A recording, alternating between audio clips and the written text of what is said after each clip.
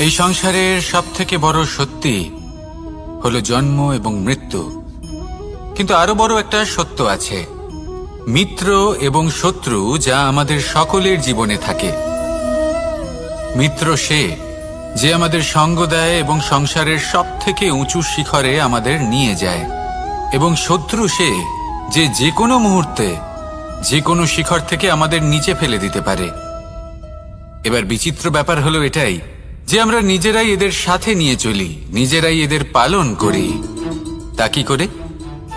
প্রথমে বুঝুন এই মিত্র এবং শত্রু কারা। আপনার নিজের মন, আর কেউ নয়। এই মনই হলো মিত্র যখন তাতে ভারসাম্য বজায় থাকে, তা নিয়ন্ত্রিত থাকে, তা পবিত্র হয়। কিন্তু যদি এই মন অনিয়ন্ত্রিত হয়ে পড়ে, যদি আপনাকে সে নিয়ন্ত্রণ করতে শুরু করে, তখন সেই আপনার সবথেকে বড় শত্রু হয়। সেই জন্য এই মনের ওপর নিয়ন্ত্রণ রাখতে শিখুন, এতে ভারসাম্য বজায় রাখতে শিখুন। তাহলে আপনি এমন এক বন্ধুকে পাবেন যে আপনাকে এই সংসারের শিখরে পৌঁছে দেবে। আসুন আমার সাথে ভালোবেসে বলুন, রাধা রাধা। ঈশ্বর আসলে কে? সংসারের বেশিরভাগ মানুষের কাছে ঈশ্বর হলেন এই সংসারের রচয়িতা, পালনকর্তা। কারোর কাছে উনি জ্ঞাতা, কারোর কাছে উনি হলেন আস্থার প্রতীক, আবার কারোর জন্য শুধুমাত্র অন্ধ বিশ্বাস। কিন্তু এই ঈশ্বর কি কোনো শরীর, নাকি একটা বোধ, নাকি শুধুই শ্রদ্ধা? ঈশ্বর হলেন তিনি যিনি হলেন আপনার ইষ্ট। সেই জন্যই তো গুরু, মাতা, পিতা এনাদেরও ঈশ্বরই বলা হয়েছে। যাদেরকে আমরা ঈশ্বর বলে মনে করি, যারা আমাদের ইষ্ট, তাঁরা আমাদের একটি পথ দেখান, একটি দিকে চালিত করেন। সেই পথে চলে আপনি শুভ কর্ম করতে পারেন। আর যখন কোনো ব্যক্তি তার ঈশ্বরের আদেশ পালন করেন, তখন সে নিজে থেকেই শুভ পথে অগ্রসর হয়ে যান। বেশ কয়েকজন মানুষ ঈশ্বরের ওপর আস্থা রাখেন এবং ভাবেন যে অনুচিত কোনো কাজ করা উচিত নয়, ঈশ্বর দেখছেন। ওনারা ভয় পান যে কোনো অনুচিত কর্ম করলে কে জানে তার পরিণাম কি হবে। এমন অনেক ব্যক্তি রয়েছেন যারা ঈশ্বরকে বিশ্বাস করেন এবং জানেন যে ঈশ্বর তাদেরকে দেখছেন, তাই যে যে শুভ কর্ম ওনারা করেছেন তার ফল তারা অবশ্যই পাবেন। এবার আপনি ভয় পেয়ে ঈশ্বরকে বিশ্বাস করবেন, নাকি বিশ্বাসের দ্বারা ঈশ্বরকে বিশ্বাস করবেন, সেই সিদ্ধান্ত আপনারই। কিন্তু হ্যাঁ, যদি আপনার মনে ঈশ্বরের জন্য কোনো স্থান থাকে, যদি আপনার কোনো ইষ্ট থাকেন, যদি আপনি কাউকে ঈশ্বর মনে করেন, যার প্রত্যেক আদেশ আপনি পালন করে থাকেন, তাহলে বলি, ঈশ্বর কখনো আপনাকে অনুচিত পথে চালিত করবেন না। আসুন আমার সাথে ভালোবেসে বলুন, রাধা রাধা। আভূষণ। কার না ভালো লাগে এই আভূষণ? আমরা পরিশ্রম করি, ধন অর্জন করি, আর আভূষণ কিনে থাকি, কখনো নিজের জন্য, কখনো বা তাদের জন্য যাকে আমরা ভালোবাসি, বা তাদের জন্য যাকে আমরা সম্মান করি। হয়তো সেই জন্যই সীতা চূড়ামণি ধারণ করেছিলেন এবং আমি সামন্তকমণি। কিন্তু এটাই কি সেই প্রকৃত আভূষণ যা আপনার মূল্য বৃদ্ধি করে? না। শ্রীরামের আভূষণ হলো ওনার নম্র ভদ্র ব্যবহার। মাতা সীতার আভূষণ হলো ওনার সততা, ওনার নিষ্ঠা, ওনার ত্যাগ।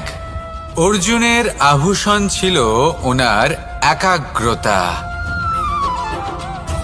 রাধার আভূষণ ওনার প্রেম। এই আভূষণ কোথাও নেই, আপনার মনে আছে। যদি আপনার মনে মিষ্টতা থাকে, তা শান্ত হয়, তাতে সততা থাকে, নিষ্ঠা থাকে এবং প্রেম থাকে, তাহলে আপনার অন্য আর কোনো আভূষণের কোনো প্রয়োজন নেই। আপনি যতই ভিড়ের মাঝে থাকুন, আপনার ঔজ্জ্বল্য চোখে পড়বে। আসুন আর আমার সাথে ভালোবেসে বলুন, রাধা রাধা। এই সংসারে ভিন্ন ভিন্ন ধরনের গাছ আছে, অসংখ্য ধরনের প্রজাতি আছে। কিছু গাছ পাতা দিয়ে থাকে, কিছু ফুল, কিছু ফল। কেউ ছায়া প্রদান করে, কেউ শীতলতা প্রদান করে, কেউ নিজেকে খুব কষ্ট দিয়ে এই সংসারের বিকাশে সহায়ক হয়ে ওঠে। কিন্তু এই সবার মধ্যে একটা বিষয় কিন্তু সমান।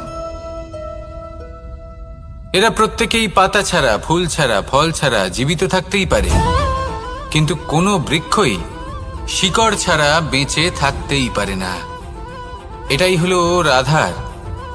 ঠিক সেইভাবেই আমাদের জীবনে শক্তি হোক, ধন হোক বা সাফল্য হোক, আমাদের বা আমাদের পরিবারের প্রসন্নতাই হোক, এই সব কিছুর আধার হলো, সবকিছুর মূল হলো পরিশ্রম।